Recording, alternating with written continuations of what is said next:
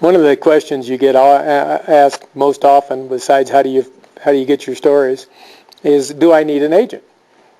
And my answer usually is, an agent knows something about this business that you don't, and that's this business.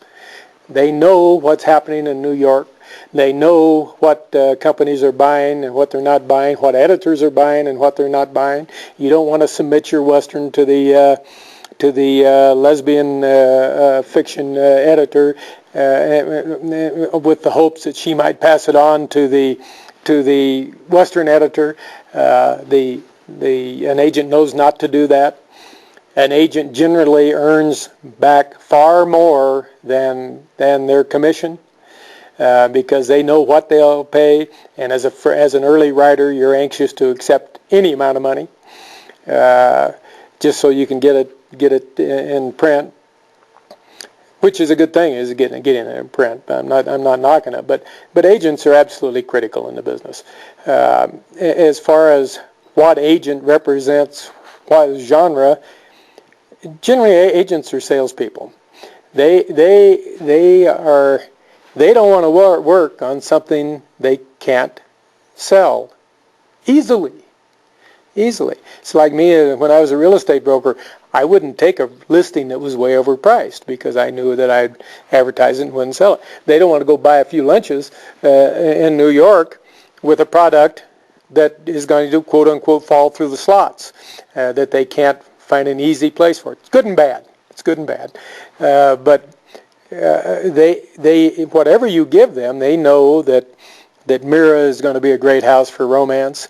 They know that there's only a couple of 3 houses publishing Westerns anymore. They know that Bantam's got 2 or 3 people, and that's all they're probably going to have. They know that Kensington is a great house for Westerns.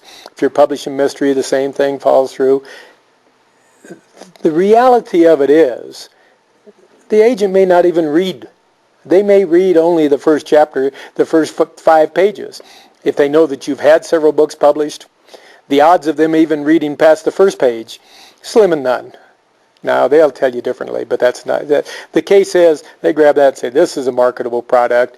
They'll talk to you a little bit, how's it end? And they're gone. Now, if it's a whole new genre, something that they can't find a slot for, they might read the book from beginning to end. Luckily, they spend a lot of time on the subways and places where they have to read. So but the big agents, I guarantee you, and I'm not going to use names, I could, but they don't read them. They know where it's good to go. They let the editor read them. They know the editor's going to read it. The editor, they might be embarrassed. The editor calls back and says, "Hey, this is crummy. It was great for the first 3 chapters, and it fell completely apart." And they say, the agent's going to shrug. They're not going to say, "I only read the first chapter. How would I know?" But their business is to sell. Their business is to know where to sell. Some of them think they're book doctors, and some of them may be book doctors. The first thing that I ever have asked an agent is, are you going to call me back and tell me everything wrong with the book? Because I know more about writing than 90% of the agents, I guarantee you. I have 20 books published. They probably don't have one. Some of them do. And actually the ones who are writers themselves are probably the worst agents that you could get. After you become a professional in the business, and a professional is somebody who is in it to make the house payment.